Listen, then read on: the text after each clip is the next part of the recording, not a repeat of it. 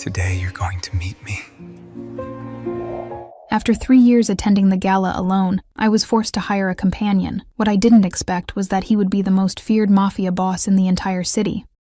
Welcome to my library. I'm Lena, and our story is just beginning. Chapter 1. The Arrangement. Tonight will be flawless. The champagne in the hotel suite I'm staying in costs about the same as what people pay for their rent, and I was letting it go flat while I stared at my phone, at the confirmation message from the Escort agency, at the reality of what I was about to do. Your companion will arrive at 19:00. Discretion guaranteed. Enjoy your evening. Enjoy. As if paying someone to pretend to care about me for 6 hours was enjoyable, instead of just another item on the list of things I'd optimized in my perfectly curated, desperately empty life. The dress I'd chosen was black, because black was safe, severe enough to command respect but cut low enough at the back to suggest I was a woman who understood her own appeal. The hotel suite had floor-to-ceiling windows overlooking the city, the kind of view that cost a fortune, and felt completely wasted on someone who'd spent the past 3 years working 80-hour weeks and calling it success. I looked good. I always looked good. That had never been the problem. The problem was that looking good and being good were entirely different things, and somewhere in the past decade of building my career at Sterling & Associates, I'd forgotten how to be anything other than competent. My phone buzzed. Tessa, my assistant, who knew everything about my professional life and too much about my personal one. Tessa, you're overthinking this. He's going to show up, be charming and handsome, help you survive the gala and leave. That's literally what you paid for. Me. What if he's weird? Tessa, then you have 6 hours of weird and a great story for therapy. Breathe. You're Sloan Hart. You've closed deals with men who terrified entire boardrooms. You can handle one escort. She was right. This was transactional. Simple, exactly the kind of problem I excelled at solving, except I'd never felt this hollow about success before. The knock came at exactly 7, punctual in a way I appreciated even through my nerves, and I checked myself one more time in the mirror before opening the door, and immediately forgot how to breathe. The man standing there wasn't an escort. He couldn't be. Men who looked like him didn't need to work for agencies. They had women offering themselves for free, probably in alphabetical order by desperation level. He was tall, easily 6'3", with dark hair styled in that deliberately careless way that suggested both money and an excellent barber. His suit was charcoal with subtle texture, the kind of tailoring that whispered custom rather than shouted it, and when his eyes met mine I felt the impact like a physical thing. Dark gray, almost silver in the hotel lighting, assessing me with an intensity that made my skin prickle with awareness. Sloan Hart, his voice matched the rest of him, smooth, controlled, with an accent that suggested British boarding schools and too much inherited wealth. Yes, I managed, stepping back. You're from elite companions. Killian, he said, offering his hand. And yes, may I? I nodded, and he entered with the kind of spatial awareness that suggested military training or something equally disciplined, his gaze sweeping the suite in seconds before returning to me. You're taller than your profile suggested, he observed. I'm wearing heels, I replied automatically, then felt stupid because that was exactly the kind of awkward thing I'd hired him to help me avoid. They work, Killian said, and something in his tone made it clear he wasn't just being polite. The dress, too. You look like someone who knows exactly what she wants. I look like someone who paid a stylist to tell me what to wear, I corrected, moving to the bar cart because standing still felt impossible. Water? Wine? There's champagne, but it's probably flat. Water, Killian said, surprising me. I don't drink on assignments. Assignments, I repeated, handing him the glass. That's what this is, isn't it? He challenged, accepting the water, but not drinking. You hired me for an evening. That makes it work. Work requires professionalism. Right, I said, relieved he understood even as part of me felt vaguely disappointed. So, the gala is at 8. Whitmore Foundation. Black tie, mostly corporate people from my firm and their partners. The objective is simple. Look like I have a life outside work. Don't give anyone ammunition for gossip. Survive 6 hours. Survival seems like a low bar, Killian observed. You haven't met my colleagues, I replied. Margaret from accounting asked me last week if I was seeing anyone, with the kind of concern usually reserved for terminal diagnoses. Apparently being 31 and single is cause for intervention. Is it? Killian asked. Cause for concern? It's cause for people to make assumptions about why I'm alone, I said, which is why you're here, to prove I'm capable of normal human interaction. Are you? He asked, and the question was so direct it caught me off guard. I'm capable of professional interaction, I corrected. Relationships require things I'm not good at, like vulnerability and emotional availability, and pretending someone else's problems are as important as my own. Honest, Killian said, and I couldn't tell if he was approving or judging. Efficient, I replied. Why waste time pretending? We both know what this is. You're being paid to play a role. I'm paying to avoid awkward questions. That's the arrangement. Most clients don't frame it quite so clinically, Killian observed, moving to the windows. Usually there's at least a pretense of romance. Romance is inefficient, I said, joining him while maintaining careful distance. It creates expectations and complications. I prefer clarity. Clearly, he said. And was that amusement? Tell me. Sloane, when was the last time you did something without calculating the outcome? The question struck deeper than I wanted to admit. That's not relevant to tonight. No? Killian turned to look at me, and his attention felt almost invasive. Because I'm curious what drives someone as controlled as you to hire a stranger for an evening. That suggests risk tolerance that contradicts everything else about your presentation. It suggests pragmatism, I said. The risk of showing up alone again was worse than the risk of hiring help. Help, he repeated. That's what you think I am. That's what you are, I said, confused. You work for an escort agency. I hired you. That's the transaction. Killian was quiet for a moment, something calculating happening behind those silver eyes. What did the profile say? That made you choose me specifically. Good reviews, professional experience with corporate events, discreet, I listed. You matched the requirements? That's all. Not the photo, he pressed. The photo was vague, but attractive enough to be convincing, I admitted. Why does it matter? It doesn't, Killian said, but his tone suggested otherwise. I'm just trying to understand you. There's nothing to understand, I said. Wait, I'm hiring you for 6 hours. You don't need my psychology. You need to know how to make appropriate small talk and look interested when people tell boring stories about their kids. And if someone asks how we met, Killian asked. Through mutual friends, I said. Keep it vague. People don't actually want details. They want confirmation I'm normal enough to maintain a relationship. And are you? He asked, echoing his earlier question. Normal enough. I'm here, aren't I challenged. Hiring an escort to maintain appearances. That's either very normal or completely insane depending on your perspective. I think it's survival, Killian said quietly, and I think you're lonelier than you want to admit. The observation landed like a punch, and I felt my carefully maintained composure crack. That's not your concern, I said, my voice sharper than intended. Your concern is showing up, looking good, helping me survive the gala.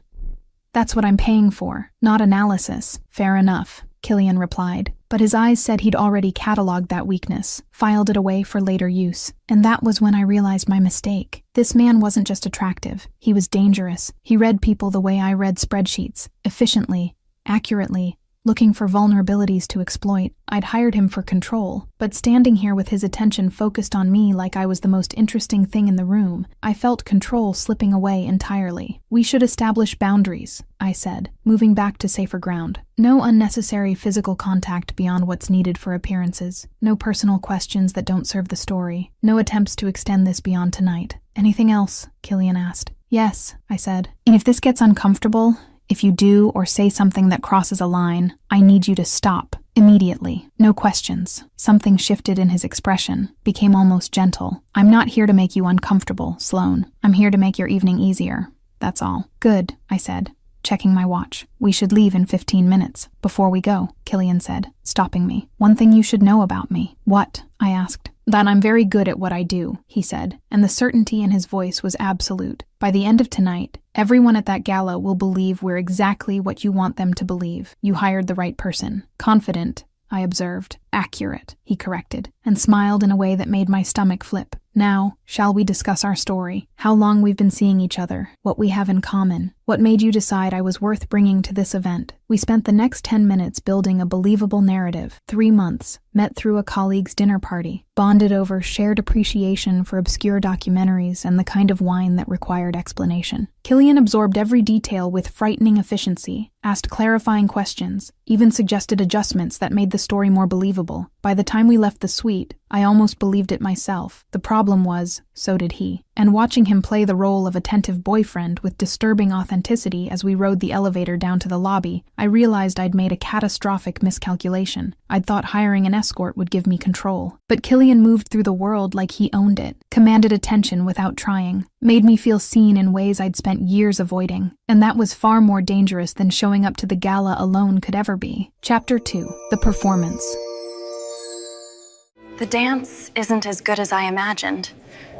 The Whitmore Foundation Gala was exactly as insufferable as I'd anticipated. Crystal chandeliers, string quartet playing something classical and forgettable, and approximately 200 people in expensive clothes pretending their charitable donations absolved them of whatever sins funded their lifestyles. Smile, Killian murmured as we entered, his hand settling on my lower back with practiced ease. You look like you're attending a funeral. I am attending a funeral, I replied under my breath. For 6 hours of my life, I'll never get back. There's the enthusiasm I was hoping for, he said, and I heard amusement beneath the words. Should I start taking bets on how long before you fake a medical emergency? I don't fake emergencies, I said. I endure them with dignity. That sounds exhausting, Killian observed, guiding me through the crowd with the kind of spatial awareness that suggested he'd mapped the entire room already. Have you considered just enjoying things occasionally? Enjoying things is inefficient, I replied automatically, then caught his expression. What? You say that a lot, he observed. Inefficient. Like life is supposed to be optimized instead of lived. Isn't it? I challenged. Not even remotely, Killian said, and something in his tone made me look at him more carefully. Before I could respond, Margaret from accounting materialized with the inevitability of taxes, her eyes bright with curiosity. Sloane,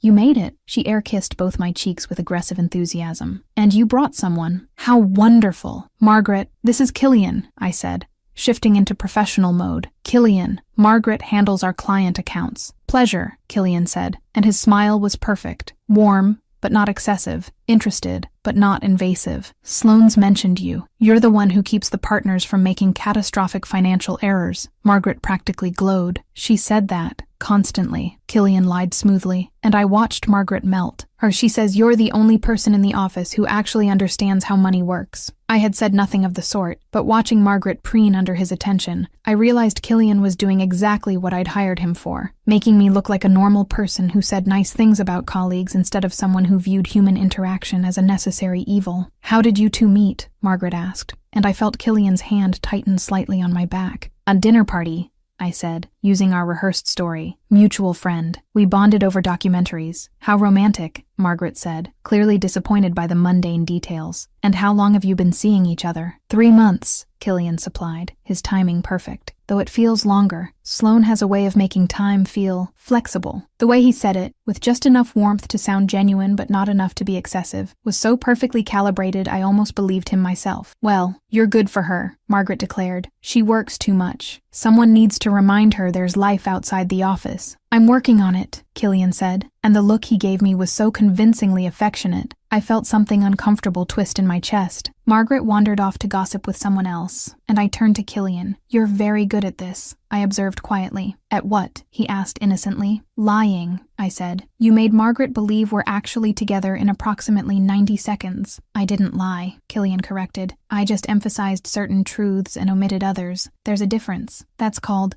lying by omission, I pointed out. That's called survival in situations that require discretion, he replied, and something about the way he said it made me pause. You sound like you have a lot of practice with discretion, I observed. I work for an escort agency, Killian said smoothly. Discretion is literally the job description. It was a perfectly reasonable answer that didn't quite explain the military precision in how he moved, or the way his eyes constantly tracked the room like he was assessing threats, or the fact that his suit probably cost more than the agency would charge for an entire month of his time. Champagne? A server appeared with a tray, and I reached for a glass automatically. She'll have water, Killian said, intercepting my hand gently. She gets migraines from champagne. Don't you, darling? I stared at him. I do not get migraines from champagne. You do tonight, he replied, his voice low enough that only I could hear. Trust me. Something in his tone made me accept the water instead, and I watched him navigate the server away with efficient courtesy. Why did you do that? I asked when we were alone again. Because you're already anxious, Killian said quietly. Alcohol makes anxiety worse, and you hired me to make this evening easier, not to watch you spiral in public. I hired you to look pretty and make small talk, I corrected, not to manage my sobriety. I'm capable of multitasking, he replied, and steered me toward a quieter corner of the ballroom. You're gripping that water glass like it's personally offended you. Relax. I am relaxed, I said through gritted teeth. You're performing relaxed, Killian corrected. There's a difference. Here. He positioned himself between me and the crowd, creating a small pocket of privacy. Breathe. No one's watching. No one cares. You're doing fine. You don't know that, I said. I do know that, he replied. I've been watching the room. 3 people have looked at us. Margaret, who's already telling everyone you're finally dating someone normal, and 2 associates from your firm who seem more interested in the canapes than your personal life. You've been tracking that? I asked, surprised. I told you, Killian said. I'm very good at what I do. He was Disturbingly good. Too good for someone who was supposedly just an escort making rent. Sloane Hart, another voice interrupted, and I turned to find James Whitmore, the Foundation's founder and one of Sterling's biggest clients, approaching with his wife. Wonderful to see you. And who's this? The next hour passed in a blur of introductions and small talk, and I watched Killian navigate every interaction with disturbing competence. He knew when to speak and when to let me lead, when to touch me for appearances and when to maintain appropriate distance, when to laugh at jokes that weren't funny and when to ask questions that made people feel heard. He was performing perfectly, too perfectly. You're staring, Killian said during a lull in conversation, his mouth close to my ear. People will notice. You're acting like you've done this before, I said. Been someone's fake boyfriend at corporate events. I have done this before, Killian replied. That's why you hired me. No, I said, studying his face. You're acting like you've been to events like this as a guest, not hired help. There's a difference. Something flickered in his expression before he controlled it. You're very observant. It's my job to read people, I said. You're comfortable here, with these people. This level of wealth and pretension. That's not something you learn from escorting. That's something you're born into. Careful, Sloane, Killian said, his voice dropping lower. You're dangerously close to asking personal questions. I thought we had boundaries. We do, I agreed, but you're breaking character, and I want to know why. Maybe I'm just very good at my job, he suggested. Or maybe you're not actually an escort at all, I replied, and watched his jaw tighten slightly. Does it matter? Killian asked. I'm doing what you hired me for, making you look good, helping you survive this evening. What else do you need to know? The truth, I said. I need to know if I made a massive mistake hiring you. You didn't, Killian said firmly. But you're right about one thing. I'm not just an escort. I'm also someone who values privacy. And I'd appreciate if you'd extend me the same courtesy I'm extending you. Which is, I asked, not asking questions you're not ready to hear the answers to, he said, and something in his eyes was both warning and invitation. Before I could press further, the lights dimmed and someone announced dinner was being served, and Killian guided me toward our assigned table with his hand warm against my back. We were seated with 6 other people from Sterling, including Margaret and the senior partners, and I watched Killian charm every single one of them with strategic precision. He asked the right questions, laughed at the right moments, touched my hand occasionally with exactly enough casual affection to look genuine without being excessive, and I found myself getting distracted by stupid things, like the way his fingers moved when he gestured, the precise way he cut his food into geometrically perfect pieces, the fact that he knew which fork to use for each course without hesitation. You're doing it again, he murmured halfway through the main course. Doing what? I asked. Analyzing, he said. I can practically hear you cataloging observations. I'm naturally curious,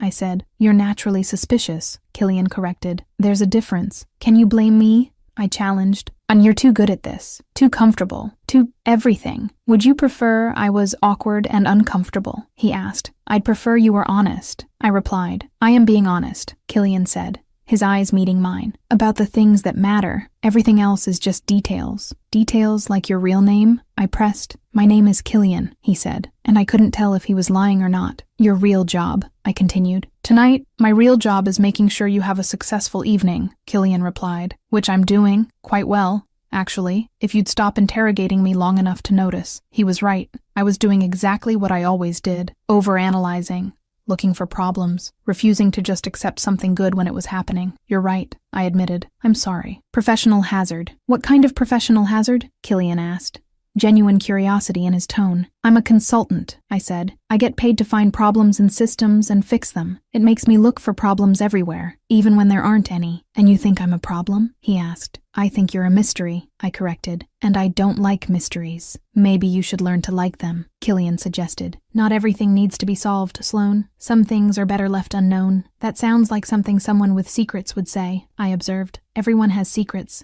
Killian replied, including you. I'm just better at keeping mine. The dinner ended around 11, and people started drifting toward the exit or the hotel bar for after-party drinks. I was ready to leave, to end this strange evening and go back to my normal, controlled existence. But Killian caught my hand as I stood. Dance with me first, he said. That wasn't part of the arrangement, I protested. Consider it a bonus, Killian replied, pulling me toward the dance floor where a few couples were swaying to something slow and romantic. 1 dance. Then we can leave. I let him lead me because refusing felt petty, and because part of me, the part I usually ignored, wanted to see what it felt like to be close to him without the buffer of conversation or crowds. His hand settled on my waist, warm and certain, and I placed mine on his shoulder, trying not to think about how perfectly we fit together. You survived, Killian said as we moved. Congratulations. Thanks to you, I admitted. You were perfect. Almost too perfect. There's no such thing as too perfect, Killian replied. There is, when it makes me suspicious, I said, and felt him laugh softly. Fair enough,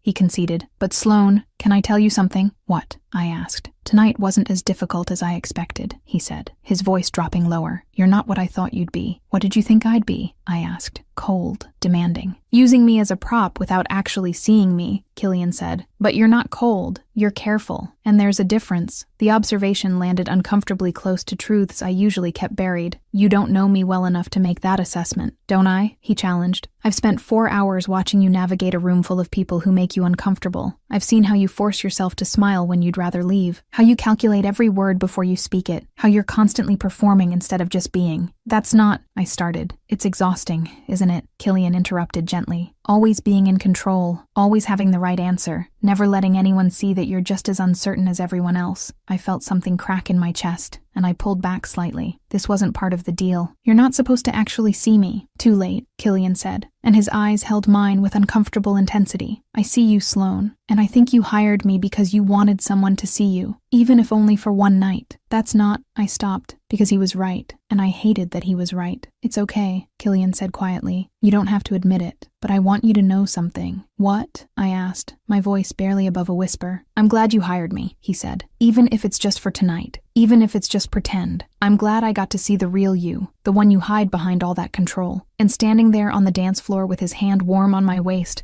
and his words dismantling every defense I'd carefully built, I realized I'd made a catastrophic error in judgment. I hadn't hired an escort for the evening. I'd hired someone who saw straight through me, and that was infinitely more dangerous than showing up alone could ever be. He intercepted her champagne, charmed Margaret in 90 seconds, knew exactly which fork to use, far too suspicious, scolded her for pretending to be relaxed, and then said, I see the real you, and you're not fooling anyone, right there on the dance floor. This man is trouble disguised in a suit, and I love IT. Why would that be? Oh, right, I wrote it myself. Chapter 3, The Inconsistencies. I think I need to go out.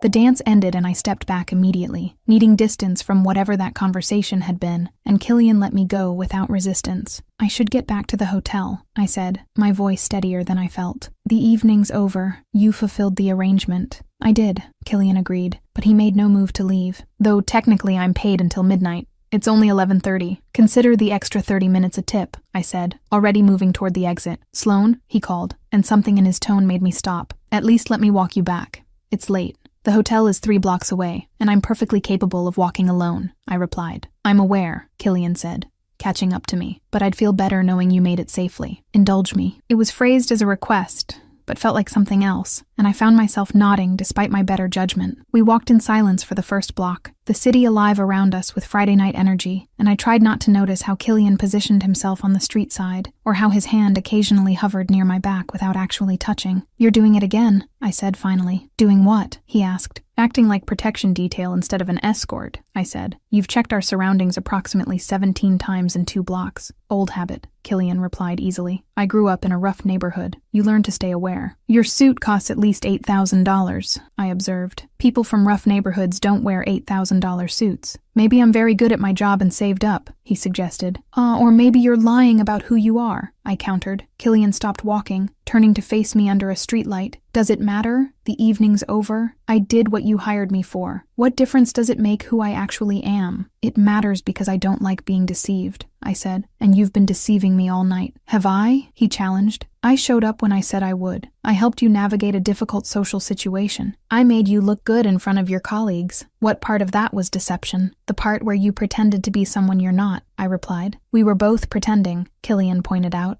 You pretended to be someone who has their life together. I pretended to be your boyfriend. That was the arrangement. The observation stung because it was accurate, and I resumed walking because standing still felt too vulnerable. I do have my life together, I said. Do you? Killian asked, falling into step beside me. Because from where I'm standing, you're desperately lonely, using work as a shield against actual human connection, and so afraid of losing control that you hired a stranger to avoid dealing with real intimacy. I stopped again, anger flaring. You don't know anything about me. I know you've checked your phone 43 times tonight, even though it's Friday and you're not on call, Killian said. I know you calculate your words before speaking, that you apologize when you don't need to, and that you touched your necklace every time someone asked about your personal life. Those are tells, Sloan, and I'm very good at reading them.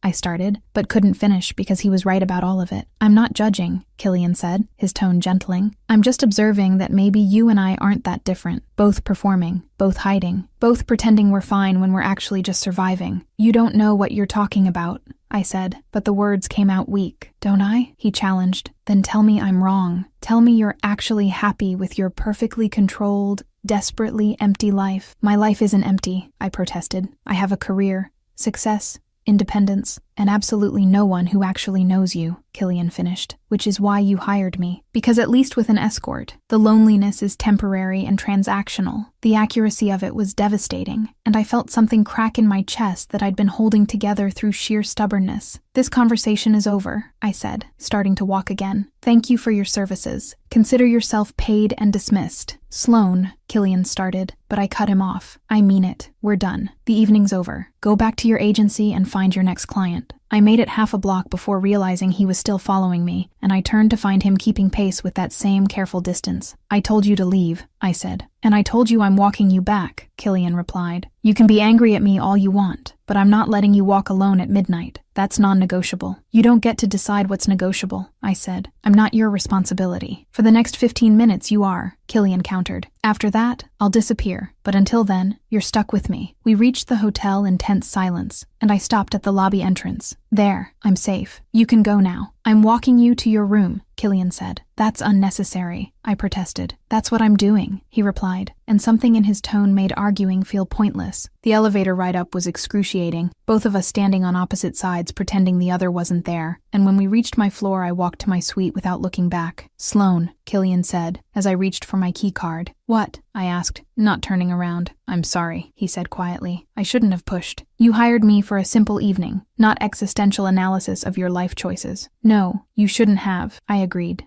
unlocking the door. But I'm not sorry for what I said, Killian continued, because it was true, and I think you needed to hear it. I turned finally, finding him standing there looking less controlled than he had all evening. Why do you care? This was just a job. I was just another client. You were never just another client, Killian said, and something in his voice made my heart skip. From the moment you opened that door, you were different. And he stopped, seeming to wrestle with something. You what? I pressed. I don't want this to be over, he admitted, which is extremely problematic and completely inappropriate. But there it is. I don't want to walk away. The confession hung between us, and I felt my carefully maintained defenses crumbling entirely. You have to, I said, but my voice lacked conviction. This was one night. That was the deal. Deals can be renegotiated, Killian suggested, moving slightly closer. What if I gave you my real number? What if we tried this without the agency, without the transaction, without the performance? That would be insane, I said. Probably, he agreed. But you hired me because you wanted to feel something other than empty. And I haven't felt this interested in someone in longer than I can remember. So maybe we're both a little insane. I should have said no, should have maintained boundaries, should have closed the door and let him disappear back into whatever life he actually led. But standing there looking at him, at the vulnerability breaking through his controlled exterior, I found myself saying something entirely different. One coffee, I heard myself say. Tomorrow, somewhere public. No arrangements, no money, just two people seeing if there's actually anything real here. Killian's expression shifted into something that looked almost like relief. Tomorrow, coffee, I can do that. This is a terrible idea, I said. The worst, he agreed. Give me your phone. I handed it over,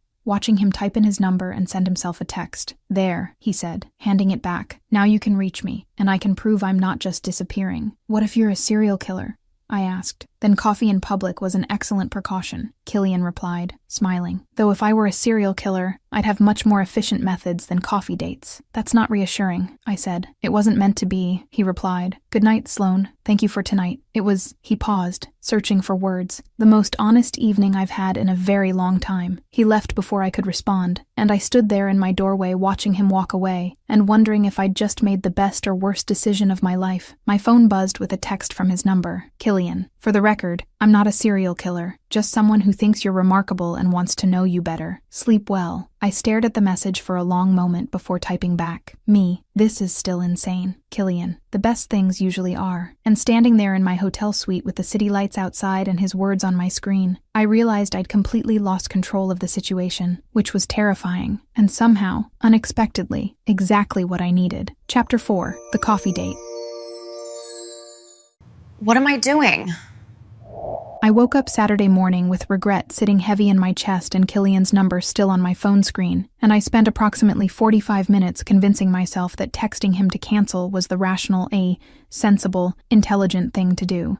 Then I spent another 15 minutes staring at my closet trying to figure out what one wore to coffee with a man who might be an escort, or might be a billionaire, or might be a complete fraud. I settled on jeans and a silk blouse because it suggested casual confidence I absolutely didn't feel, and arrived at the cafe 10 minutes early because being late felt like losing control. Killian was already there. He sat at a corner table wearing dark jeans and a navy sweater that probably cost more than my entire outfit, looking unfairly attractive while reading something on his phone with focused intensity. When he noticed me, his face did something complicated that looked almost like relief. You came, he said, standing. I wasn't sure you would. I wasn't sure I would either, I admitted, sitting across from him. And I spent most of the morning constructing elaborate excuses for canceling. What stopped you? Killian asked. Curiosity, I said honestly, and stubbornness.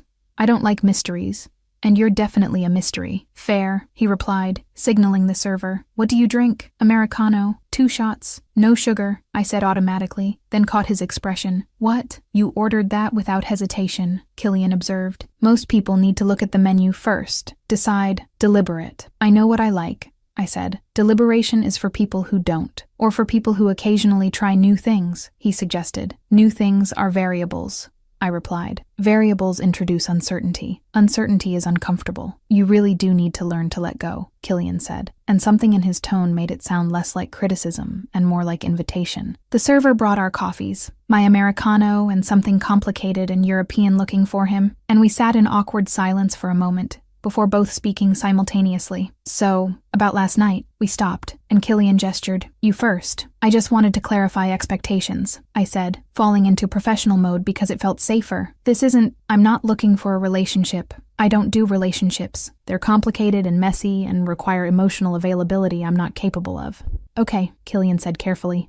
Then what are you looking for? Honesty, I said. I want to know who you actually are, not the persona from last night, not the escort character, the real person. And if the real person is disappointing, he asked, then at least I'll know, I replied. I can handle disappointing. I can't handle deception. Killian was quiet for a moment, something working across his expression that looked almost like calculation. All right, what do you want to know? Your real name, I said immediately. Killian Gray, he replied without hesitation. That part was true. Your real job, I continued. That's more complicated, Killian said, wrapping his hands around his cup. I run a company, multiple companies actually. Security consulting, risk assessment, strategic planning for high-level clients. That sounds like corporate speak for something else, I observed. It is, he admitted, but the something else isn't illegal, if that's what you're worried about. Just private. Clients who need discretion pay extremely well for it. And the escort thing, I pressed. How does that fit? Killian's lips curved into something that wasn't quite a smile. It doesn't. Not usually. Last night was an anomaly. What kind of anomaly? I asked suspiciously. The kind where I owed someone a favor and they called it in at an inconvenient time, Killian said. The agency is owned by a friend. She needed someone last minute for a high-profile client who required specific qualities. I fit the profile. So you don't normally do this, I said. I've never done it before, Killian corrected, and I'm reasonably certain I won't do it again. Once was enough to confirm it's absolutely not my skill set. You were perfect last night, I said before I could stop myself. I was performing, Killian replied. There's a difference, but thank you for the compliment. We fell into easier conversation after that, trading information in careful increments. He told me about growing up in London, moving to the States for university, building his company from nothing. I told him about my career at Sterling, the suffocating expectations, the way I'd optimized my entire life until there was nothing left but work. You said you don't do relationships, Killian said eventually. Why not? Because relationships require vulnerability, I said, stirring my coffee even though I'd finished it already. And vulnerability means giving someone power to hurt you. I prefer not to give anyone that power. That sounds lonely, he observed. Or it's safe, I corrected. Those aren't mutually exclusive, Killian said. You can be safe and lonely simultaneously. In fact, that seems to be your default setting. Stop analyzing me, I said, but without real heat. I can't help it, Killian replied. You're fascinating. This perfect exterior hiding absolute chaos underneath. The control issues masking fear. The way you plan everything except the parts that actually matter. How do you know what matters? I challenged. Because you hired an escort instead of just asking someone on a date, Killian said bluntly. That's not control, Sloan. That's avoidance. And I recognize it because I do the same thing. You avoid relationships? I asked. I avoid anything that requires actual emotional investment, Killian admitted. It's easier to stay detached, safer, less complicated when things inevitably fall apart. So we're both disasters, I said. We're both extremely functional disasters. He corrected, which is different. We've just optimized our lives around avoiding the messy human parts. And yet here we are, I said, having coffee, being messy. Here we are, Killian agreed, and something in his expression shifted. Sloan, can I be honest about something? Haven't you been? I asked. Not entirely, he admitted. Last night, when I showed up at your hotel, I was prepared to do a job, play a role, collect payment and disappear. But then you opened that door looking terrified and defiant simultaneously, and something shifted. What shifted? I asked, my pulse quickening. I wanted to know you, Killian said simply. The real you, not the performance. And that hasn't happened to me in a very long time. So when you said terrible idea to coffee, I should have agreed and walked away. But I didn't want to walk away. Why not? I pressed. Because you're the first person in years who's looked at me and seen something other than utility, Killian said. You saw through the performance, noticed the inconsistencies, refused to just accept the easy answer. And that kind of perception is rare. Or I'm just paranoid, I suggested. You're observant, he corrected, and I like it, even when it's inconvenient. This is insane, I said, echoing my words from last night. We don't know each other. This is one coffee after one fake date. Normal people don't. We're not normal people, Killian interrupted. You've established that, so maybe we stop trying to be normal and just see what happens when two disasters try being honest with each other. That sounds like a recipe for catastrophe, I said. Probably, he agreed. But you hired me because you wanted to feel something other than empty, and I'm offering you that. No transaction, no performance, just two people figuring out if there's something real here. I should have said no. Should have finished my coffee and left and gone back to my perfectly controlled, desperately empty life. But looking at him across the table, seeing vulnerability beneath the confidence, I found myself nodding. 1 week, I said. We try this for 1 week. Real conversations. Actual honesty, and if it's terrible, we walk away with no hard feelings. 1 week, Killian agreed, and held out his hand. I shook it, feeling the warmth of his palm against mine, and wondered if I'd just agreed to the best or worst decision of my life. This is going to be a disaster, I said. Absolutely, Killian agreed, smiling, but at least it'll be an honest disaster. And somehow, that was exactly what I needed to hear. Chapter 5, The Weekday 2. I hope she comes. Killian texted me at 9 a.m. with coordinates to a location I didn't recognize, and the message, "Trust me," which was exactly the kind of vague instruction designed to make my control issues flare, and I spent 20 minutes debating whether to respond before finally typing, "This better not be a kidnapping. Killian. Would I warn you if it was?" Me. Point taken. What should I wear? Killian. Something you don't mind getting wet. I stared at my phone trying to determine if that was innuendo or practical advice, and settled on athletic clothes because at least then I'd be prepared for either scenario. The coordinates led to a private dock on the river, and I found Killian waiting beside a sleek speedboat that probably cost more than my annual salary. "You own a boat," I observed, approaching cautiously. "I own several boats," Killian corrected, offering his hand to help me aboard. "This one's my favorite. Fast enough to be interesting, stable enough to be safe." "That sounds like a metaphor," I said, accepting his help because refusing felt petty. "Everything's a metaphor if you think about it hard enough," he replied, and I watched him move around the boat with practiced efficiency, checking lines and gauges with the ease of someone who'd done this countless times. "And where are we going?" I asked,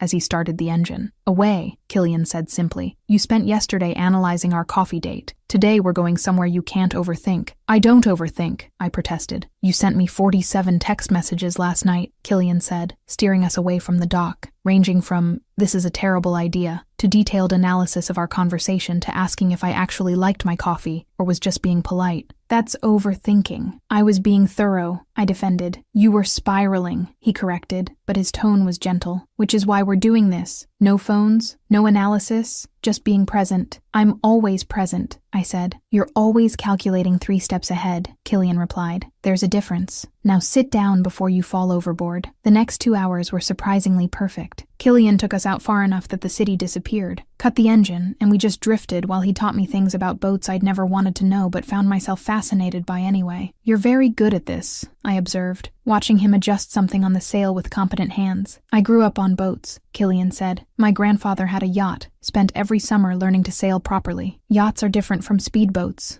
I pointed out. I'm a man of varied interests, he replied, and something about the way he said it made me suspicious again. Killian, I said carefully, how much money do you actually have? He looked at me for a long moment before answering. Enough that I don't think about it. Why? Because everything you own is expensive, I said. The suits, the boat, the way you move through the world like you've never had to worry about cost. That's not normal consultant money. I'm very successful, Killian said. You're evasive, I corrected, which makes me think you're hiding something. Everyone's hiding something, he replied, steering us back toward shore. The question is whether what I'm hiding matters to what's happening between us. Does it? I pressed. I don't know yet, Killian admitted, but I'm trying to be honest with you, Sloane.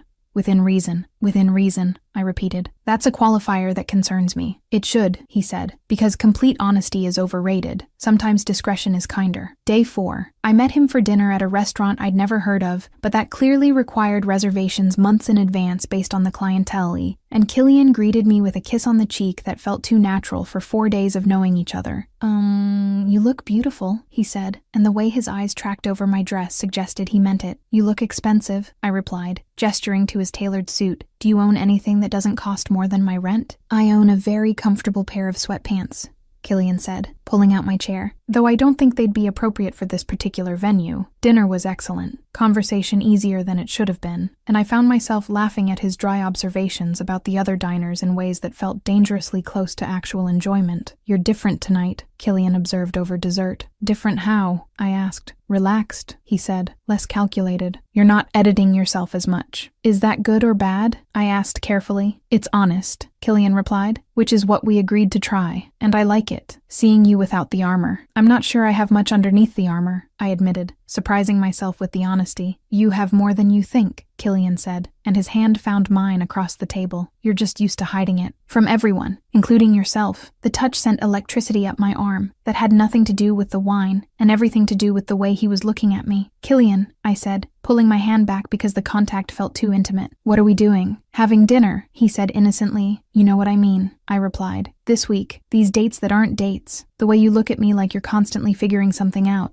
What's the end game? Does there have to be one? Killian asked. Can't we just see what happens? I don't do see what happens, I said. I do plans and outcomes and measurable objectives. Then measure this, Killian suggested, leaning forward. How do you feel right now? In this moment, not what you think you should feel, or what makes logical sense, just what you actually feel. I took a breath, forced myself to be honest, terrified, exhilarated, confused, like I'm standing at the edge of something I don't understand and can't control. Good, Killian said, and his smile was genuine. That means you're actually living instead of just existing. Living is overrated, I said, but I didn't mean it. Living is the only thing that matters, Killian corrected. Everything else is just administration. Day 6. He showed up at my apartment unannounced at 11 p.m. with takeout, and the explanation that he was in the neighborhood, which was an obvious lie, but I let him in anyway. We ate Thai food on my couch while watching a documentary about financial fraud, and Killian provided surprisingly detailed commentary about the techniques they'd used. You know a lot about money laundering, I observed.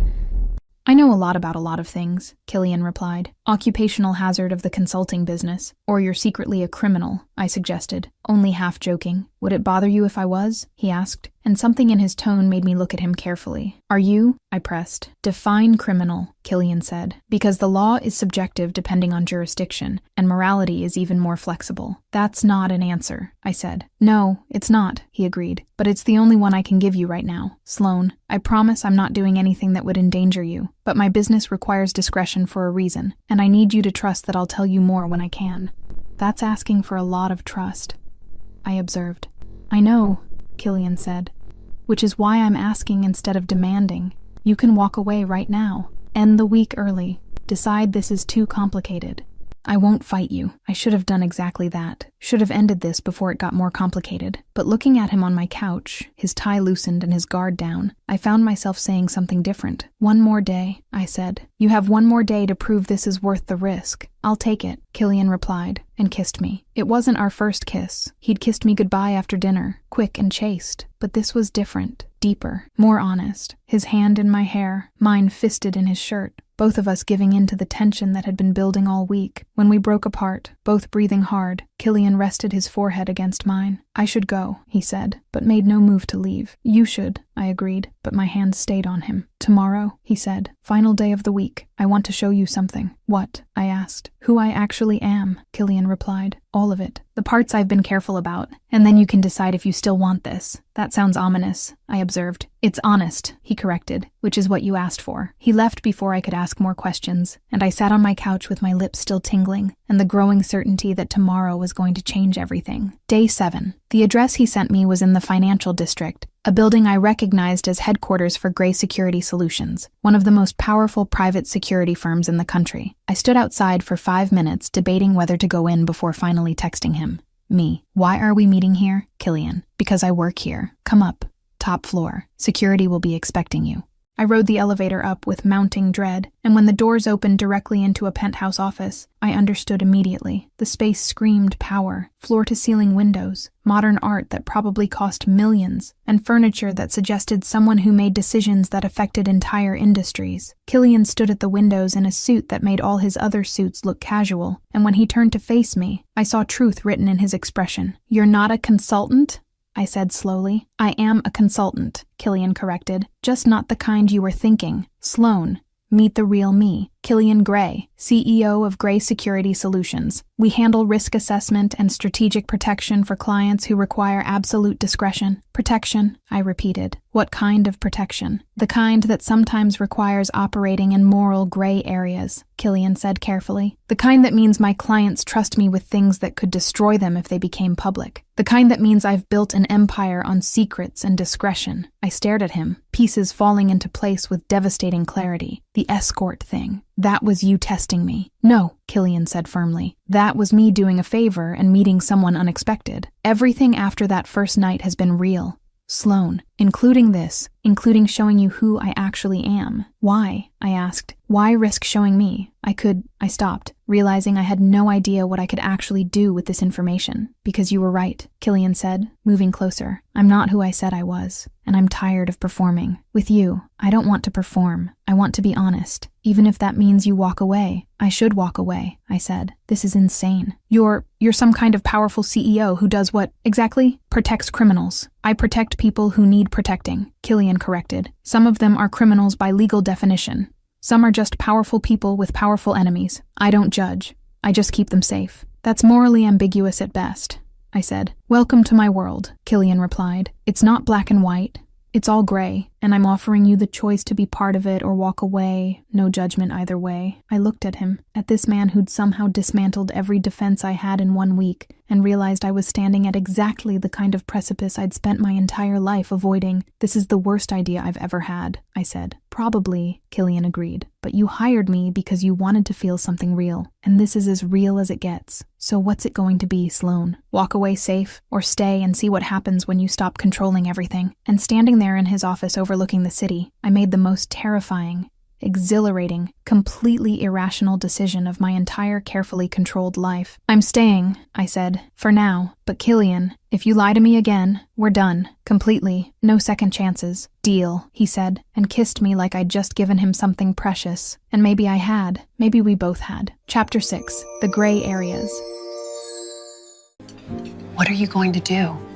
Staying comes with conditions, Killian said, pulling back from the kiss but keeping his hands on my waist. If you're going to be in my life, actually in it, you need to understand what that means. Which is? I asked, trying to ignore how good his hands felt, even through the fabric of my dress. It means there are things I can't tell you, Killian said. Client confidentiality isn't optional in my world. It's survival. So sometimes I'll disappear without explanation. Sometimes I'll take calls I can't let you hear. Sometimes I'll come home late, smelling like expensive whiskey and expensive problems. That sounds like a terrible relationship, I observed. It is, he agreed, but it's honest terrible instead of dishonest perfect. And I think you'd rather have truth with complications than pretty lies. He wasn't wrong, and I hated that he could read me so accurately. And what else? I asked. You'll meet people who terrify you, Killian continued, moving to his desk and pouring 2 glasses of something amber. Clients who've done things that would make you lose sleep. And you'll have to smile and be polite because that's what being with me requires. I'm very good at polite, I said, accepting the glass even though I rarely drank whiskey. You're good at performing polite, Killian corrected. There's a difference. This requires actual composure when someone casually mentions they've solved problems permanently. The euphemism wasn't lost on me, and I felt ice slide down my spine. Your clients kill people. Some of them have, Killian said carefully. Most just threaten very convincingly. My job is making sure the threats stay theoretical instead of practical. By doing what exactly? I pressed. By being better at strategy than they are at violence, he replied, sitting on the edge of his desk. By knowing things they don't know. By having connections they can't access. By being indispensable enough that hurting me would be catastrophically stupid. That sounds exhausting, I observed. It is, Killian agreed, which is why I don't do relationships. They're leverage, vulnerability, a weakness that smart enemies exploit. And yet, here you are, I said, telling me all of this instead of just walking away. Here I am, he confirmed, and something in his expression was almost vulnerable. Being spectacularly stupid, because you make me want things I've convinced myself I don't need. Like what? I asked, moving closer despite my better judgment. Like someone who actually knows me, Killian said quietly. Not the performance. Not the CEO who handles impossible situations. Just the person underneath who's tired of being alone in a room full of people. The honesty of it struck something deep, and I found myself standing between his legs, my hands settling on his shoulders. I know that feeling, I admitted. The alone in a room full of people thing. It's why I hired you in the first place. I know, Killian said, his hands sliding up my sides. I saw it the moment you opened that hotel door. This woman who had everything organized except the parts that actually mattered. Stop analyzing me, I said, but without heat. I can't, he replied. You're the most interesting problem I've encountered in years, and I'm very good at solving problems.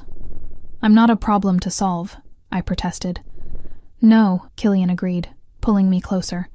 You're something much more complicated than that. He kissed me again, deeper this time, and I let myself fall into it because maintaining control felt impossible when his hands were in my hair and his mouth was making promises his words hadn't quite articulated yet. We broke apart when his phone rang, and I watched frustration flicker across his expression before he checked the screen. I need to take this, he said, already moving away. Client emergency. 5 minutes. Take your time, I replied, moving to the windows while he answered in a language I didn't recognize. The conversation lasted 7 minutes, his tone shifting from controlled to absolutely lethal before ending with what sounded like instructions delivered in ice. Problem? I asked when he hung up. Always problems, Killian said, but his expression had shifted into something colder. One of my clients just had his daughter threatened. I need to handle it before it escalates. Handle it how? I asked carefully. By making very clear what happens to people who threaten things that belong to my clients, Killian replied, and the casual menace in his voice was genuinely frightening. This is what I do, Sloane. I make problems disappear, sometimes permanently. You said you don't kill people, I challenged. I don't, Killian confirmed, but I know people who do. And sometimes making a threat disappear requires making the person issuing it understand that continuing would be a fatal mistake. That's still violence, I said. That's prevention, he corrected. Violence would be letting someone hurt a child because I was too moral to get my hands dirty. I prevent that violence by being willing to do what's necessary. The logic was sound, even if the ethics were questionable, and I found myself nodding slowly. How long will this take? I asked, handling it. Few hours probably, Killian said, already moving toward his desk to grab his jacket. I'll have someone drive you home, or you can wait here. There's a guest room, kitchen, whatever you need. I'll wait, I surprised myself by saying. I want to see what you're like when you come back, after handling things. Killian stopped,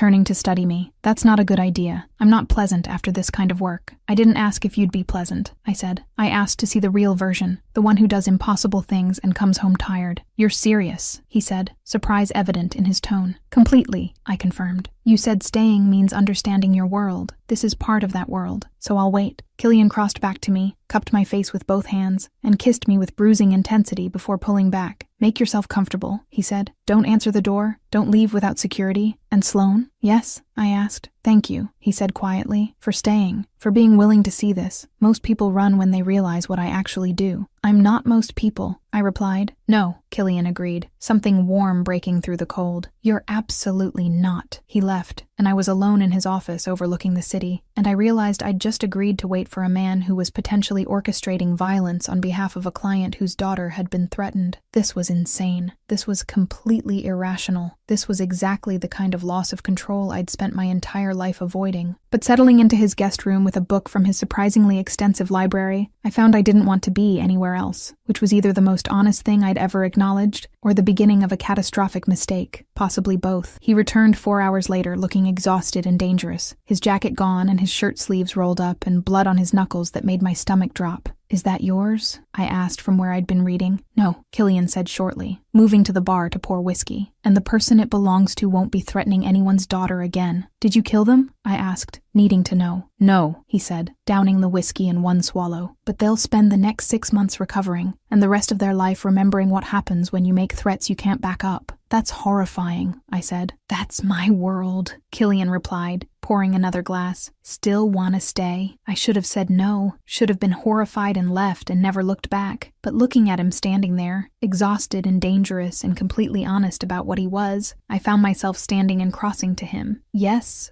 I said, I still want to stay. You're insane, Killian said, but he pulled me close anyway. Probably, I agreed. But you make insane feel like the only rational option. He laughed, actually laughed, the sound rough but genuine, and kissed me like I'd just given him absolution. And standing there in his arms with blood on his knuckles and truth between us, I realized I'd completely lost control of my carefully organized life, and somehow I was fine with that.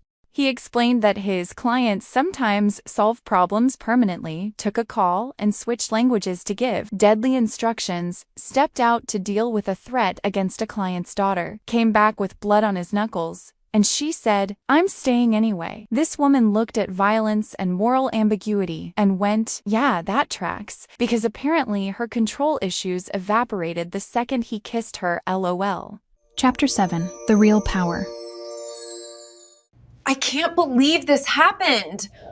I spent the night at Killian's penthouse, not in his bed, but in the guest room, because despite the blood on his knuckles and the violence he'd casually orchestrated, neither of us was quite ready to cross that particular line yet. But I woke up to the smell of coffee and found him in the kitchen making breakfast with the same efficient precision he applied to everything else, and something about the domesticity of it felt more intimate than sex would have. You cook, I observed, accepting the espresso he handed me. I survive, Killian corrected. Cooking implies creativity. I follow recipes with military precision and hope for edible results. That sounds familiar, I said, and he smiled. We're more alike than you want to admit, he replied, plating eggs with geometric precision, both of us controlling our environments, because the alternative is chaos. The difference is, my chaos doesn't involve blood, I pointed out.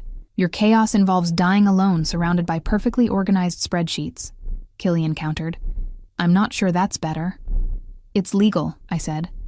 Unlegal and empty are not mutually exclusive, he replied, and I didn't have a good argument for that. We ate in comfortable silence, and I was finishing my coffee when Killian's phone buzzed with what looked like a news alert. His expression shifted immediately, going carefully blank in a way that made my instincts flare. What? I asked. Nothing, he said too quickly, setting down the phone. Just work. You're lying, I observed. Your jaw does this thing when you're calculating whether to tell the truth? Observant, Killian said and sighed. There's a charity gala tonight. Major political donors, city elite, the kind of event where everyone who matters shows up to be seen.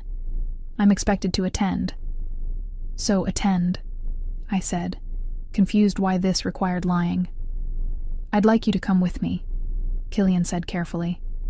But it means being seen publicly with me, being associated with what I do, meeting the kind of people who will Google you immediately and draw conclusions about why you're with me. What kind of conclusions? I asked. That you're either very brave or very stupid, Killian replied bluntly, because people who know what I actually do don't date me casually. They understand that being with me means accepting certain realities about how power actually works. I thought you ran a security consulting firm, I said. I do, Killian confirmed. But Sloan, the clients I consult for aren't just wealthy, they're powerful, politically connected, the kind of people who shape policy and influence elections and make problems disappear with phone calls. And I'm the person who keeps their secrets safe. The implication settled over me slowly. You're talking about corruption. I'm talking about how the world actually functions, Killian corrected. Above a certain level of wealth and power, the rules are different. My job is making sure my clients can operate within those different rules without consequences. I stopped, trying to process. That's not security consulting. That's facilitating whatever they want to do. Yes, Killian said simply. And tonight, you'll meet some of them. Senators, CEOs, people whose names you recognize from news coverage, and they'll assess whether you're a liability or an asset to me, whether you can be trusted with what you'll inevitably learn just by being in the room. And if they decide I'm a liability, I asked, then I make it very clear you're not, Killian said, his voice dropping into something dangerous, which is why I'm asking instead of just bringing you, because once you walk into that room with me, you're committed. You can't unknow what you'll see, can't unhear what you'll overhear, can't pretend the world is simpler than it actually is. I should have said no, should have recognized this as the exit point, the moment where rational people chose safety over curiosity, but looking at him offering me truth wrapped in warning, I found myself nodding. I'll go, I said, but Killian, I need you to promise me something. What? He asked. No more surprises, I said. After tonight, if there's something else I should know about what you do or who you are, you tell me, immediately. I can handle truth. I can't handle discovering things that change everything. Deal, Killian agreed. But Sloan, after tonight, you might wish you'd walked away when you had the chance. The gala was at the Metropolitan Museum, black tie and exclusive enough that security checked invitations twice, and I wore a dress Killian had sent over that probably cost more than my car. You clean up well, I said when he collected me from my apartment. And that was an understatement. He wore a tuxedo with the kind of tailoring that whispered obscene amounts of money, and the way he looked at me suggested the dress was achieving its intended effect. You're stunning, he said, offering his arm, ready to meet the people who actually run things. Not even remotely, I admitted, but took his arm anyway. The museum was transformed into something glittering and excessive, and I watched Killian navigate through the crowd with the ease of someone who belonged there, pausing to exchange precise greetings with people I recognized from news coverage, a senator, a tech billionaire, the CEO of a pharmaceutical company currently under federal investigation, and they all greeted Killian with the kind of respect that suggested he held power over them, rather than the other way around. Killian Gray, a voice called, and I turned to see a man in his 60s approaching with predatory confidence. I didn't know you were bringing a guest. Robert, Killian replied smoothly. This is Sloan Hart. Sloan. Robert Chen. He runs the Chen Foundation. I recognized the name. The foundation donated millions to political campaigns and wielded enormous influence over city policy. Pleasure, Robert said, his eyes assessing me with uncomfortable intensity. How did you meet our Killian? Through work, I said, using the vague truth we'd agreed on. She's a consultant, Killian supplied. Very discreet, very competent. I trust her judgment. The emphasis on trust was clearly deliberate, and I watched Robert's expression shift to something more approving. Anyone Killian trusts is worth knowing, Robert said. You'll have to tell me more about your work sometime. We're always looking for talented people who understand the value of discretion. He left before I could respond, and I turned to Killian with questions already forming. Don't, he said quietly, guiding me toward the bar. Not here. Too many people listening. The next 2 hours were a masterclass in power dynamics I'd never fully understood before. I watched Killian move through the crowd, having conversations that looked casual, but were clearly weighted with importance. And slowly I started recognizing patterns. The way certain people deferred to him, the way others sought his approval, the way his presence at certain conversations seemed to signal legitimacy or endorsement. This wasn't just a security consultant attending a party. This was someone who held actual power over powerful people. You're not what you said you were, I murmured, when we finally had a moment alone on a balcony overlooking the sculpture garden. I told you exactly what I was, Killian corrected. You just didn't understand the scope of it. The scope being that you're, some kind of power broker? I challenged. These people don't just hire you for security. They need your approval. Your endorsement, your protection from consequences. Yes, Killian said simply. I know things they don't want known. I have access they can't get elsewhere. I provide services that keep them insulated from legal and political repercussions. That makes me valuable, indispensable, someone they can't afford to cross. That's not security, I said. That's control. That's survival, Killian replied, his eyes scanning the party with practiced vigilance. In this world, you're either controlling the game or being controlled by it. I chose the former. And me? I asked quietly. What am I in all this? Killian stopped, something vulnerable breaking through his controlled exterior. You're the first person in years who's seen me as something other than useful, who looks at me and sees an actual person instead of just leverage or threat or asset. And that's terrifying because it means I have something to lose. Before I could respond, a woman's voice interrupted. Killian, darling. There you are. I turned to find a stunning woman in her 40s approaching, her dress probably worth more than my apartment, and I watched Killian's expression shift to something more guarded. Victoria, he said neutrally. I didn't know you'd be here. I'm everywhere important, she replied, her eyes sliding to me with calculating interest. And who's this? Your latest project. Sloane Hart, Killian said, his hand settling possessively on my back. Sloane? Victoria Ashford. She runs the Ashford Group. I recognize the name. Real estate development with alleged ties to organized crime, though nothing had ever been proven. Charming, Victoria said, and the word felt like an insult. Killian, we need to discuss the situation with the waterfront development, privately. Later, Killian said firmly. I'm occupied. It's urgent, Victoria pressed, and I heard steel beneath the politeness. And it can wait, Killian replied, his tone leaving no room for argument. Victoria studied us both for a long moment before smiling with practiced grace. Of course. Enjoy your evening. She left, and I felt tension I hadn't noticed drain from Killian's posture. Ex-girlfriend? I asked. Ex-client who wanted to be more, Killian corrected. I declined. She took it poorly, tried to leverage information she thought would hurt me, learned very quickly that threatening me was a catastrophic mistake. What did you do? I asked, not entirely sure I wanted to know. I made very clear what happens when people cross certain lines with me, Killian said, and the casual menace in his voice was genuinely frightening. She lost 3 major development deals, her primary investors, and her reputation in certain circles, all within a week. Because she tried to blackmail you, I said slowly. Because she forgot that I know everyone's secrets, Killian corrected, including hers, and I'm very good at making sure people remember why crossing me is inadvisable. I stared at him, really seeing him for the first time. Not the charming man who'd shown up at my hotel, not the thoughtful person who'd made me breakfast, but the dangerous power broker who could destroy someone's entire life with a series of phone calls. You're terrifying,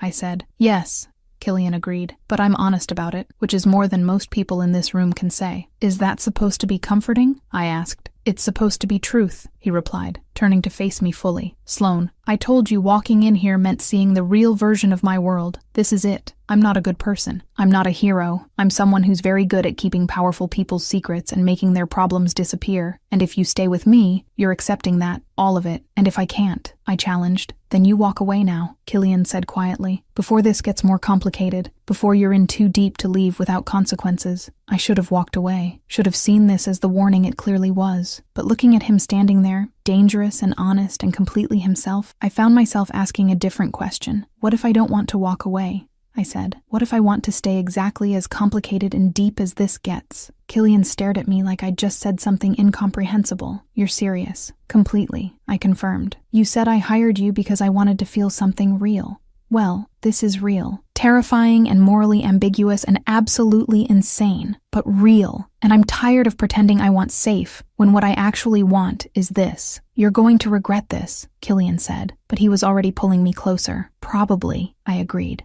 But I'd rather regret choosing something than regret never choosing at all. He kissed me there on the balcony with the city spread below us and powerful people inside who would definitely notice and draw conclusions, and I kissed him back thinking that I'd just committed to something that was either going to save me or destroy me, possibly both. Chapter 8. The Truth Beneath the Truth. What are they talking about? I stayed at Killian's penthouse that night after the gala and woke up at 3 a.m. to find his side of the bed empty and voices coming from his office. I should have stayed in bed, should have respected his privacy like a rational person who understood boundaries, but I'd never been particularly good at leaving mysteries unsolved, and the tone of the conversation filtering through the door made my instincts flare with warning. I moved closer, careful to stay out of sight, and caught fragments of conversation that made my blood run cold. The shipment arrives Tuesday. A man's voice I didn't recognize. Castellanos people are expecting their cut by Friday. or they'll consider it a breach. Castellano can wait until I'm satisfied the route is clean. Killian's voice, colder than I'd ever heard it. Last time we moved too fast and lost 3 containers to federal attention. I'm not repeating that mistake. With respect, boss, we can't afford to keep Castellano waiting. He controls the port access we need for the next 6 months. Then remind Castellano that I control the information that keeps him out of prison, Killian replied with lethal calm. He'll wait, or he'll find out what happens when people pressure me on timeline. There was silence, then nervous laughter. Understood. I'll relay the message. Do that. And Marcus, make sure the East Side territory issue is handled before it becomes public. I don't care how you do it. Just make the problem disappear quietly. Already handled. The Volkov crew won't be making any more noise about expansion. Good. Anything else? The Chen Foundation wants confirmation you'll support their candidate for city council. They're offering standard terms plus 20% of the development contracts if he wins. Tell them I'll consider it after they handle the zoning issue we discussed, Killian said. I'm not backing politicians who can't deliver basic favors. Understood, boss. I'll set up the meeting for next week. I heard movement and barely made it back to the bedroom before the office door opened, sliding under the covers and forcing my breathing to stay even while my heart hammered. Killian appeared minutes later, sliding into bed beside me with the careful movements of someone trying not to wake a sleeping partner, and I lay there in the darkness trying to process what I'd just heard. Shipments, territory, making problems disappear, people calling him boss, with the kind of deference that suggested he commanded something much larger than a consulting firm. This wasn't just moral gray areas. This was organized crime, actual, structured, territory-controlling organized crime, and I was sleeping in the bed of the man who ran it. I waited until his breathing evened out before carefully extracting myself and moving back to the guest room, because lying next to him while my brain spiraled felt impossible. I spent the rest of the night alternating between panic and strange calm, and when dawn broke, I found Killian standing in the doorway watching me with an expression I couldn't read. "How much did you hear?" he asked quietly. "Enough," I said, sitting up. "Shipments,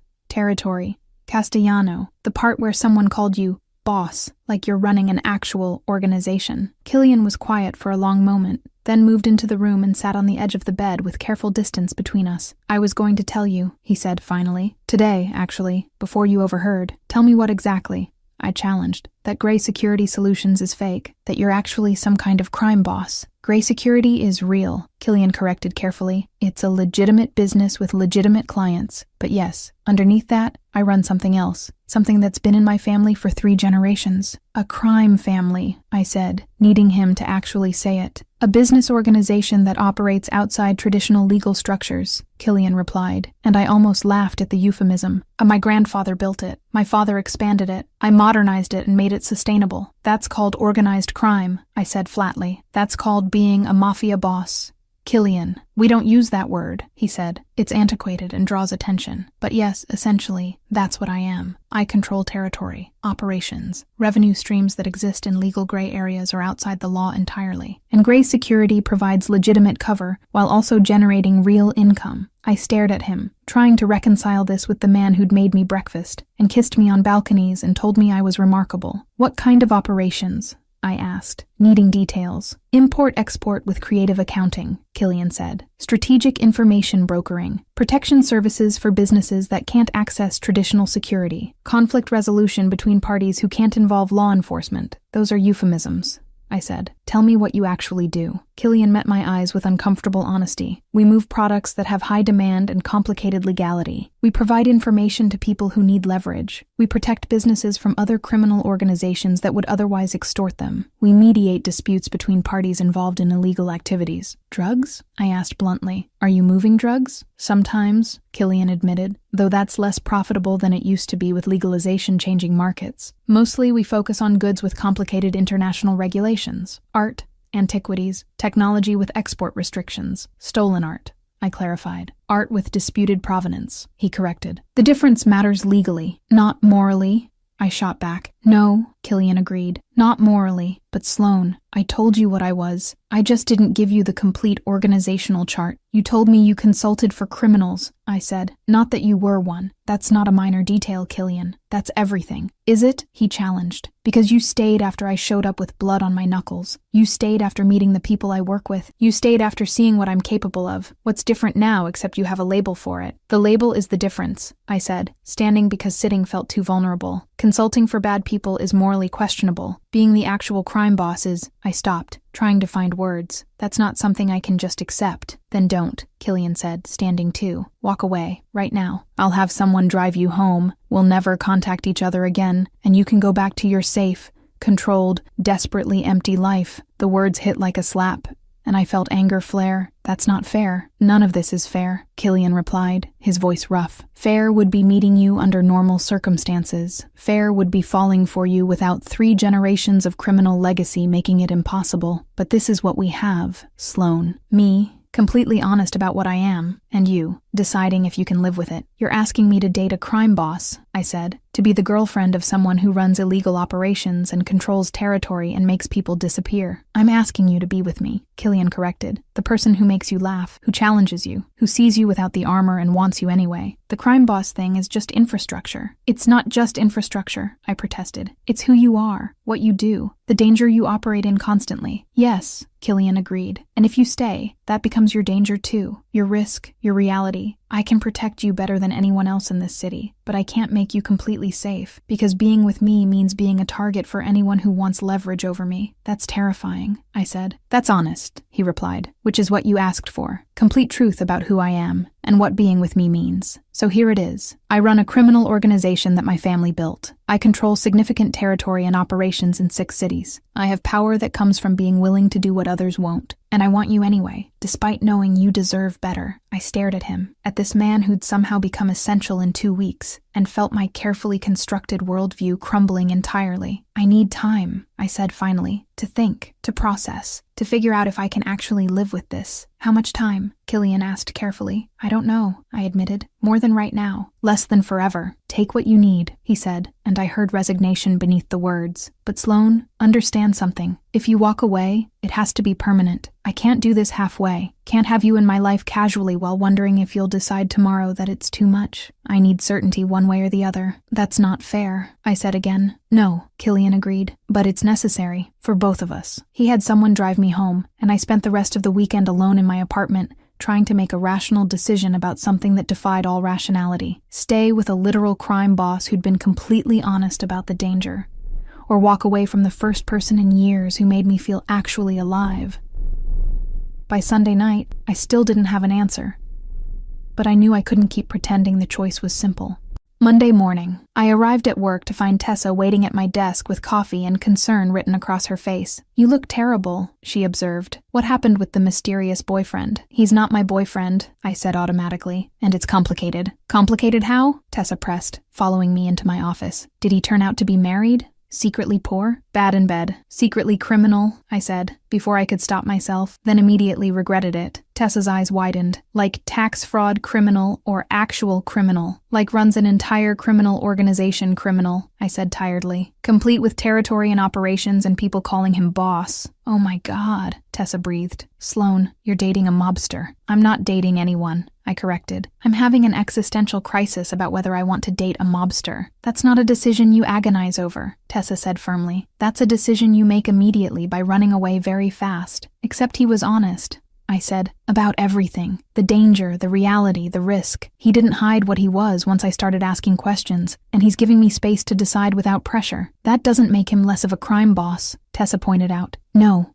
I agreed, but it makes him different from every other man I've ever met who lied or hid things or pretended to be something they weren't. Sloane, Tessa said carefully, you're not seriously considering this. I don't know what I'm considering, I admitted. That's the problem. My phone buzzed with a text from an unknown number. Unknown. There's a car downstairs. Black SUV. Get in it. Now. Don't ask questions. Just move. Me. Who is this? Unknown. Someone trying to keep you alive. Killian has enemies. One of them just figured out who you are. Move. My blood ran cold, and I looked at Tessa who'd gone pale reading over my shoulder. Is this real? I asked. I don't know, she said. But Sloane, maybe don't find out the hard way. I grabbed my bag and ran. Honestly, what do you think is better? Going to therapy or dealing with a handsome, dangerous mafia boss to learn how to let go of control? Well, she clearly chose the second. Chapter 9. The Choice. He can't leave. The black SUV was exactly where the text said it would be, engine running, back door open, and I hesitated for exactly 3 seconds before a man in his 40s with military bearing gestured urgently from the driver's seat. Miss Hart, Please, we need to move now. I got in, and the car was moving before I'd even closed the door, weaving through downtown traffic with alarming speed. Who are you? I demanded, gripping the door handle. Where are we going? Marcus Reeves, head of security for Mr. Gray, the driver said, and we're going somewhere safe while the boss handles a situation. What situation? I asked, my heart hammering. The kind where someone decided threatening you was a good way to pressure him, Marcus replied grimly, which means they're either very stupid or very desperate. Either way, you're not safe until it's resolved. My phone rang, Killian's name flashing, and I answered with shaking hands. Are you in the car? His voice was absolutely controlled in a way that made my spine straighten. Yes, I said. Killian, what's happening? Someone made a mistake, he said flatly. They're about to learn what happens when people threaten things that belong to me. Marcus is taking you to the secure property. Stay there. Don't leave. Don't contact anyone. I'll come get you when this is handled. Things that belong to you? I repeated, catching on that phrasing. Poor word choice, Killian amended. People I care about. Better? Marginally, I said. Killian, who are these people? Competitors who forgot why crossing me is inadvisable, he replied, and I heard violence beneath the calm. They won't forget again. I promise you that. Don't kill anyone, I said, before I could stop myself. I'll try to restrain myself, Killian said, and I couldn't tell if he was joking. Sloan, I need you to trust Marcus. He'll keep you safe, and I will handle this. Understand? Yes, I managed. Good. I'll see you soon. He hung up, and I stared at my phone trying to process that I was currently fleeing from actual mob enemies because I'd made the catastrophic decision to get involved with a crime boss. For what it's worth, Marcus said, catching my eyes in the rearview mirror. The boss has never brought anyone to the secure property before. You're the first. Is that supposed to be comforting? I asked. It means you matter, Marcus replied. Enough that he's willing to show you places even most of his organization doesn't know about. That's significant. The secure property turned out to be a renovated warehouse in an industrial area I didn't recognize, and Marcus led me inside past security that would have intimidated a military installation. There's food, entertainment, whatever you need, Marcus said, gesturing to what was essentially a luxury apartment hidden inside reinforced concrete. But Miss Hart, you cannot leave until Mr. Gray gives clearance, for your safety and ours. I understand, I said, and I did. I was in witness protection, mob style. The next 4 hours were the longest of my life. I tried reading, watching television, pacing, anything to stop my brain from spiraling about what Killian was doing to handle the situation. When he finally arrived, he looked exhausted and dangerous, blood on his shirt cuff that made my stomach drop. Is that yours? I asked immediately. No, Killian said, shrugging out of his jacket, and the person it belonged to won't be making threats again, ever. Did you... I stopped, not sure I wanted to know. No, he said, understanding the unfinished question. But I made very clear what happens to people who try to use you as leverage. There are 3 people in the hospital right now who will spend the rest of their lives remembering that lesson. 3 people, I repeated slowly. 3 very stupid people who thought threatening you was an acceptable negotiation tactic, Killian corrected, moving to the bar to pour whiskey with hands that weren't quite steady. They were wrong. Definitively wrong. Killian, I said carefully, you can't hospitalize people every time someone looks at me wrong. I can when they explicitly threaten your safety to pressure me into territorial concessions, he replied, downing the whiskey. That's not business. That's personal, and I handle personal threats permanently. The certainty in his voice should have terrified me, and it did. But it also made something in my chest warm, with the realization that this dangerous man had just demolished 3 people for daring to use me as a weapon against him. This is my world, Killian said, turning to face me. This is what being with me actually means. People will see you as weakness, as leverage, as a way to hurt me, and I will destroy anyone who tries, every single time, without hesitation. That's... I stopped, trying to find words. Possessive, violent, excessive, Killian supplied. Yes to all of those, but also honest. I told you what this would be. Today you got to see it. I stared at him, at this man covered in someone else's blood, who just hospitalized 3 people for threatening me, and made a decision that was either the bravest or stupidest thing I'd ever done. I'm staying, I said. Killian went very still. What? I'm staying, I repeated, moving closer. With you. Despite the crime family and the danger and the fact that you just sent 3 people to the hospital. I'm choosing this. Choosing you. Sloan, he said carefully. You don't have to decide right now. You're in shock. You should take more time. I don't need more time, I interrupted. I've spent my entire life being safe and controlled and desperately empty. And then you showed up and made me feel actually alive for the first time in years. So yes, you're a crime boss. Yes, this is dangerous. Yes, I'm probably making a catastrophic mistake, but I'd rather make mistakes with you than be safe and alone anymore. You're insane, Killian said, but he was pulling me close. Probably, I agreed, but you make insane feel like the only rational choice. He kissed me like I'd just given him absolution, and I kissed him back thinking that I'd completely lost control of my carefully organized life, and somehow that was exactly what I needed. There are rules, Killian said when we broke apart. If you're staying, things you need to understand. Tell me, I said. You learn things. You forget them immediately, he started. Or you meet people, you don't remember their names or what they do. You see things, you pretend you didn't. And most importantly, if I tell you to do something in a dangerous situation, you do it without question. Those aren't suggestions, they're survival. Understood, I said. And Sloane, he continued, his hands framing my face. This isn't reversible. Once you're in my world this deeply, walking away becomes complicated, dangerous even. Are you absolutely certain? I should have said no, should have recognized this as the final exit point. But looking at him, seeing vulnerability beneath the danger, I found myself nodding. I'm certain, I said, terrified, and probably making the worst decision of my life, but certain. Then we do this properly, Killian said. You meet my people, understand the structure, learn how to navigate this world safely, and we figure out how to make this work. People are going to think I'm insane, I observed. People already think you're insane, Killian replied. You hired an escort for a corporate event. That was your baseline for questionable decisions. Fair point, I conceded, though that escort turned out to be significantly more complicated than advertised. Truth in advertising was never my strong suit, Killian said, and I heard amusement beneath the exhaustion. We stayed at the secure property that night, and I woke up the next morning to find Killian watching me with an expression I couldn't quite read. Second thoughts, he asked quietly. Constant second thoughts, I admitted, but not about staying, about whether I'm equipped for this, whether I'll mess up and get someone hurt, whether I'm strong enough for your world. You're stronger than you think, Killian said, pulling me closer. You've spent years surviving in corporate environments that would destroy most people. This is just different parameters for the same skill set. Corporate environments don't usually involve hospitalizing people, I pointed out. You'd be surprised, Killian replied. The violence is just more metaphorical. Usually, over the next week, Killian kept his word. I met his key people. Marcus, who ran security. A woman named Sophia who handled financial operations. A terrifyingly competent man called Vincent, who managed conflict resolution. Each of them assessed me with careful eyes and apparently decided I was acceptable, or at least not an immediate liability.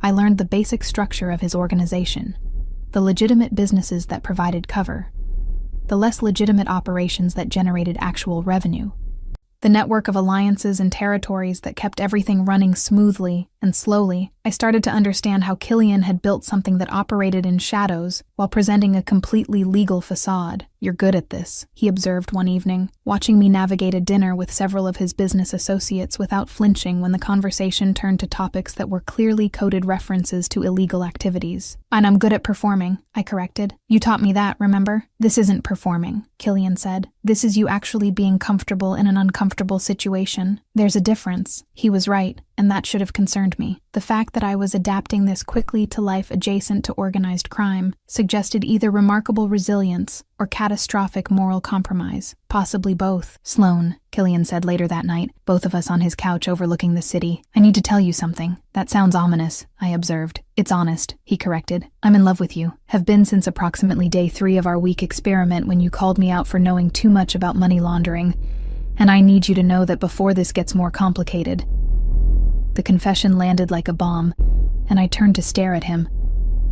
You're in love with me, I repeated slowly. Catastrophically in love with you, Killian confirmed, which is extremely problematic and makes you a permanent vulnerability, but there it is. Truth. I stopped, trying to process. Killian, we've known each other for 3 weeks. I know, he said, which should make this less intense, but somehow makes it more. You're the first person in years who's seen me completely and chosen to stay anyway. That matters more than timeline. I don't know if I love you, I admitted. I know I want you. I know you make me feel alive. I know choosing you felt right even when it was insane. But love, that's complicated. Take your time, Killian said. I'm not going anywhere, and I'm patient when it matters. But looking at him, at this dangerous man who'd been completely honest about his world and given me every opportunity to walk away, I realized the truth. Actually, I said slowly, I think maybe I do love you, which is either the most honest thing I've ever acknowledged or a complete psychological break. I'm not sure which. Let's go with honest, Killian suggested, pulling me into his lap. It's more flattering. You're a crime boss, I said against his mouth. I shouldn't love you. You're an uptight consultant with control issues, he replied, kissing me. I shouldn't love you either. But here we are. Here we are, I agreed, and gave up trying to make rational decisions about something that defied all rationality, because sometimes the best choices were the ones that looked catastrophic on paper, but felt exactly right in practice. And Killian Gray, crime boss, CEO, dangerous man with blood on his hands and vulnerability in his eyes, felt exactly right, even when it was absolutely, definitely insane. Epilogue, 8 months later. I need to fix this. I woke up to Killian already dressed in a suit, checking his phone with the focused intensity that meant someone had made a problem that required handling. How bad? I asked, sitting up. Manageable, he replied, leaning down to kiss me. Territory dispute should be resolved by dinner. Define resolved, I said, because I'd learned that euphemisms mattered in his world. Diplomatically resolved, Killian clarified. It's no hospitalizations required. Probably. I love how probably is your version of reassuring, I observed. I love how you're not running away screaming, he countered, straightening his tie. Most people would have by now. Most people are boring, I replied, getting up and stealing his coffee. I'm spectacularly reckless. You're perfect, Killian corrected, pulling me close despite his schedule. Even when you reorganize my office supplies by color, your pens were chaos, I defended. Someone had to intervene. He kissed me properly then, the kind of kiss that made morning meetings feel irrelevant, and I was considering making him spectacularly late when his phone rang with the tone that meant business couldn't wait. Tonight, he promised, pulling away reluctantly. Dinner, no territory disputes, no emergencies, just us. I'll believe it when I see it, I said, but I was smiling. After he left, I got ready for my own day, still consulting at Sterling, still pretending my life was normal corporate existence instead of nights spent with a man whose organization operated in 6 cities and whose enemies occasionally required creative deterrence. Tessa met me at my office door with coffee and her usual concerned expression. You're still alive, she observed. That's good. Surprisingly resilient, I agreed, accepting the coffee. How is the terrifyingly attractive crime boss, she asked, handling a territory dispute? I replied. Diplomatically, he promises. That man's version of diplomatic probably involves broken bones, Tessa said. Probably, I agreed cheerfully. But he's honest about it. That's more than most men manage. Your standards have gotten so weird, Tessa observed. My standards have gotten honest, I corrected. I'd rather have dangerous truth than safe lies. That evening, Killian actually kept his promise. No emergencies, no territory disputes, just dinner at home with wine that probably cost more than my monthly salary and conversation that ranged from his legitimate business deals to my ridiculous corporate politics to whether we should get a dog. A dog requires commitment, I pointed out. I hospitalized 3 people for threatening you, Killian replied. I think I can handle commitment. Fair point, I conceded, and leaned across the table to kiss him. Later, wrapped around each other in bed with the city lights outside and his hand tracing patterns on my shoulder, Killian said quietly, no regrets. Constant regrets, I admitted, but not about this, about you, never about choosing you. Good, he said, pulling me closer, because you're stuck with me now. Crime boss, complications, occasional violence, and all. Wouldn't have it any other way, I replied, and meant it, because I'd spent years being safe and empty and desperately controlled, and Killian Gray, dangerous, honest, completely mine, had taught me that sometimes the best life was the one you built in the spaces between chaos and certainty, even when it looked absolutely insane from the outside, especially then. Now let's get to the fun facts of this story. It's too good, you can't miss IT. Killian had never done escort work before. It was a one-time favor for a friend who owns elite companions. She needed someone last minute, and he fit the profile. His blazer cost $8,000. She noticed immediately that something was off. Escorts don't wear custom brioni. Killian arrived at exactly 7 p.m. Punctuality she appreciated, even while panicking. His first moment of vulnerability. You're not what I thought you'd be. Most clients are desperate or lonely. You're neither. Speedboat ride, he owns several boats, grew up on his grandfather's yacht, and admitted to having enough money not to think about it. He showed up at 11 p.m. with Thai takeout, lied saying he was in the neighborhood, obviously he wasn't. They watched a documentary about financial fraud. Gala at the Metropolitan Museum, she met Robert Chun Chan Foundation, senators, CEOs, tech billionaires. Everyone treated Killian with a level of respect that suggested power over them. She used the term, a crime family, a mafia. He didn't deny it. We don't use that word, it's antiquated. But yes, essentially. He controls territory in 6 cities, a 3-generation operation, modernized to look legitimate. Perfect ending. I'd spent years being safe and empty and desperately controlled. And Killian Gray taught me that sometimes the best life is the one you build in the spaces between chaos and certainty. Did you like the story, my dears? Don't forget to comment what you thought. It's very important to me. See you in the next one.